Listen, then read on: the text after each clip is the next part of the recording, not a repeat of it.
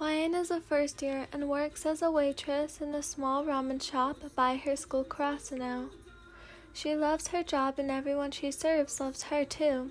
The vast majority of customers come from Pᴇʀsᴏ, and Ryan was a crowd favorite server. She was always smiling, laughing, and when someone was feeling down, Ryan immediately knew what to do. The shop's manager is forever in her debt to see, as she's one of the top reasons the shop survived a huge scare of bankruptcy. Ryan, guess what? We won against Seijo! Hinata and Kageyama beamed. The two were followed by the entire team. Ryan teared up as she saw everyone exhausted yet happy. Even Tsukishima was somewhat not that salty looking today.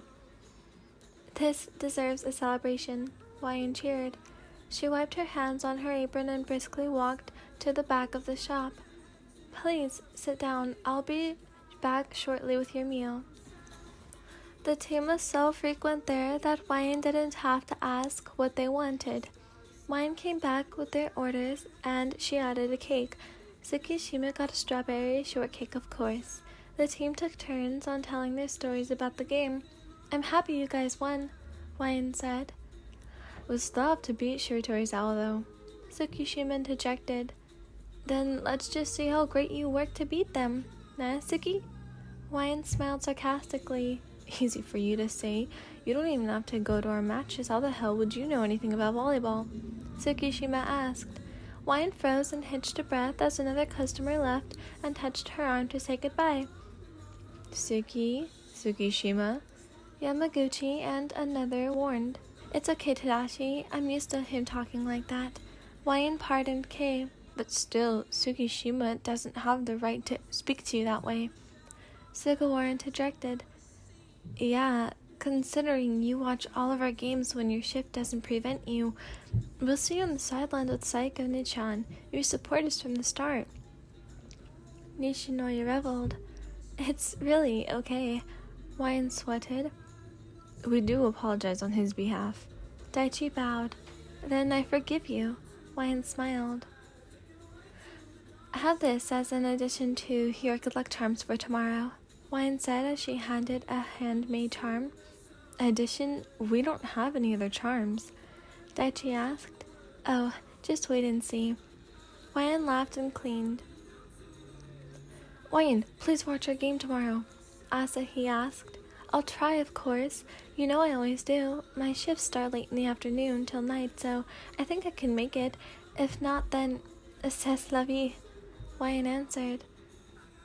Please watch our game. The freak duo bowed and shocked everyone, but then later on the entire team except Tsukishima willingly bowed and asked for Ryan to watch. I really can't say no, can't I? Ryan smiled. There it was, the last ball, the ball that would send them to nationals. The whistle blew and everyone screamed. Ryan, you'll be here till the awarding ceremony, right? Yachi asked. My boss called earlier that I have to close the shop since my partner couldn't make it, so I have to leave early. Ryan apologized. Ryan wiped the happy tears off her cheeks and had to run back to the station. Ryan is a first year and works as a waitress in a small ramen shop by her school Pᴇʀsᴏ. She loves her job, and everyone she serves loves her too. Sometimes a little too much. Ryan, can you serve the guy in the far corner of the shop? He scares me, a coworker asked. Ryan nodded and had her wait by the end of the counter. Ryan served the man and swiftly left. That guy has been coming here every day now, Ryan breathed. Should we call the cops? The coworker said. We don't really have anything on him aside from staring at us profusely. Ryan sighed. Ryan, guess what? We won against Seijo. Hinata and Kageyama beamed. I'm really sorry to ask you to go up close when you're supposed to watch the boys' game," the manager said through the phone. "It's okay. Besides, I got to see them win." Wyan smiled to herself as she was preparing to close up. "Tell them tomorrow they have dinner on me," Wyan's manager said. "That would be great. I'll tell them right away." Wyan smiled. The door opened and in walked in the same guy that gave them bad vibes. "I'm sorry, sir, but I'm afraid we're closed," Wyan said, effectively hiding the fear inside her. "Oh, can't you open for a bit longer?" the man reasoned. "I would love to, but the manager has strict rules. I can't offer you food to buy, but they would just be takeout as usually. It really is time to close," Wyan reasoned. Her hand was turning white from how tight she was holding her phone. She punched the man's order and processed to give him his change. The man deliberately caressed Wyan's hand as he took the change. He smiled a wicked smile that scared Wyan to her wits, and, "You're very beautiful, Wyan. How old are you again?" the man asked. "Old enough to be working student, I guess." Wyan laughed awkwardly. "You also have the most fragrant hair," he added. She was screaming on the inside. This man was creeping her out. "Sir, thank you for the compliments, but I really do need you to leave. I have to close the shop." Wyan sweated. "Oh, I thought we were having fun." The man gave his own rendition of a pouty face that really didn't suit him. "Maybe some other time, sir?" She escorted him outside.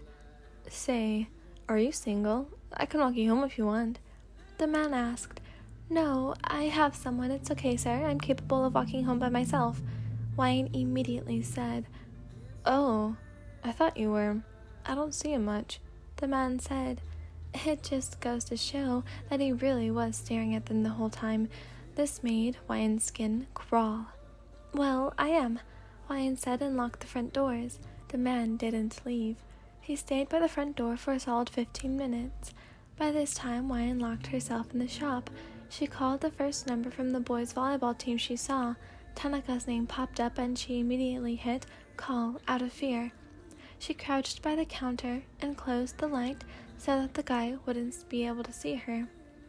"Hello?" he said. "Where are you guys? Please help me. I'm still at the shop and there's this weird guy. I don't feel safe walking home alone. Please pick me up." Wyan cried. "We already went our separate ways. Did you lock yourself in?"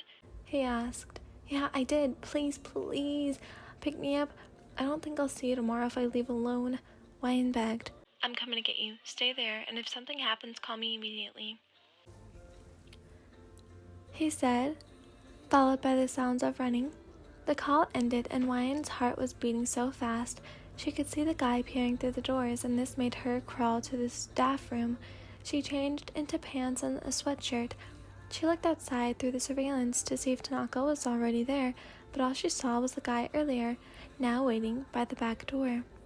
Wyan felt her whole body tremble as she saw him. A call made her yelp and see that Tsukishima was calling her. Why would he call me? She asked herself. "Hello?" "Do you still see him?" Tsukishima asked. He's waiting by the back door," Wyan answered. She placed her phone on the speaker and found she didn't call Tanaka. She'd called Tsukishima. "I'm almost there. Do not open the door unless I say so, okay?" Tsukishima ordered. "Okay," Wyan whispered. "I'm scared," she added. "I know you are. Stay calm, and I'll be there, okay? I won't let him get near you," Tsukishima said. "Promise?" Wyan shivered. "I promise," Tsukishima answered. A knock broke Wyan's scared thoughts and made her yelp. "I'm here. You can open the door now," Tsukishima said. Wyan opened the door and immediately hugged him tight. "He's by my right side. He's a couple of meters away. He walked away when I came closer," he said as he hugged her shivering form. "I'm scared," she squeaked. "I know. Now come on. I need to walk you home," Tsukishima said. Wyan didn't let go of her hug and walked as she clung to Tsukishima tightly, and Tsukishima gave no resistance. He held her close and warm as he coaxed her to walk her on her wobbly feet. "I'm sorry I had to bother you. I thought I'd call Tanaka," Wyan explained. Would it be better if he was the one who showed up? Tsukishima asked. He would have picked up a fight if he didn't think much. Wyan pondered. Tsukishima could only give a slight laugh. How are your fingers? Wyan asked. They're nothing compared to what you're feeling now. He explained. I was super scared when I saw you injured. I was crying too when you came back. I'm so proud of you, Tsuki. Wyan smiled and held his injured hand to her lips. She kissed it and earned a very obvious blush of pink on Tsukishima's cheeks. He's following us, Tsukishima said sternly. Wyan gripped Tsukishima's clothes tighter. Just act natural and follow where I'm going, okay? Tsukishima said. Okay, Wyan agreed. He walked to the gate of a house and opened it. Is this your house? Wyan asked. No, it's an empty apartment. The landowners are our neighbors. They're looking for someone to buy it. For the meantime, they gave me the key. Tsukishima explained. They went in, and sure enough, the house was empty. Tsukishima led her toward the back and had her stay there. For a solid half-hour, the man circled the house and left. Wyan dozed off. Tsukishima knew he wouldn't be able to walk her all the way home. He called his mom and made her arrange a bed for Wyan. He picked her up and walked her to the opposite house. Tsukishima's mom immediately heated up a bath and woke Wyan up. Honey, you should take a bath. Can you call your parents? I'll just tell them you're here and why you're here, Kay already explained. Kay's mom smiled. She escorted Wyan to the bathroom and gave her some of Tsukishima's old boxer shorts and a t-shirt that was practically addressed to her. She was still in shock and therefore could not speak much. She was grateful that Mrs. Tsukishima did the talking with her parents, otherwise she would have cried and never would have explained properly. How are you? Kay asked as he gave her tea. I don't know, she answered honestly. Kay waited and opened his arms before he could think much. She accepted the offer of a hug and never let go. He showed her to her bed and she sat in it. Thank you, she whispered. Kay was about to leave, but she held tight to his t-shirt. Please don't leave, Wyan begged. Kay could only sigh and sit on the bed as she lay down. I know you're not the showy type, so thank you for staying with me. This isn't really something you do, but it means a lot to me that you are, Wyan said. He only smiled and caressed her hair. Just make sure I have an endless supply of strawberry cheesecakes, and you'll be fine. Manager's son told me that he's treating the team for dinner tomorrow. Please tell everyone, Wyan said softly, then fell asleep on his chest. Kay's mom only laughed as she watched her son and a wonderful girl together. I'm so full, everyone sighed. Thank you for eating here, Wyan smiled.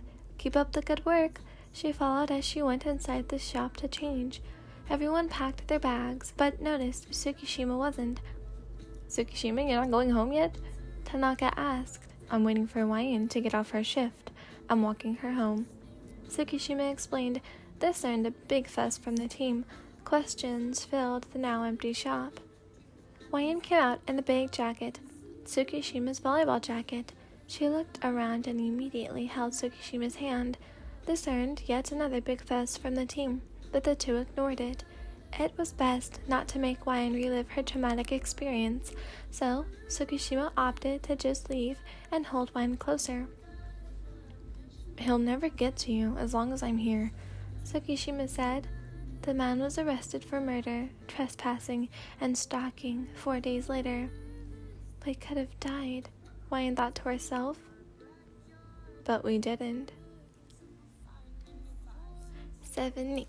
Oh. Okay, so I did add the last part because I thought it would have been more like boom boom boom, or okay, whatever. Anyways, I hope you enjoyed. I'm gonna go edit this. Yeah, bye. I love you all. Take care of yourself.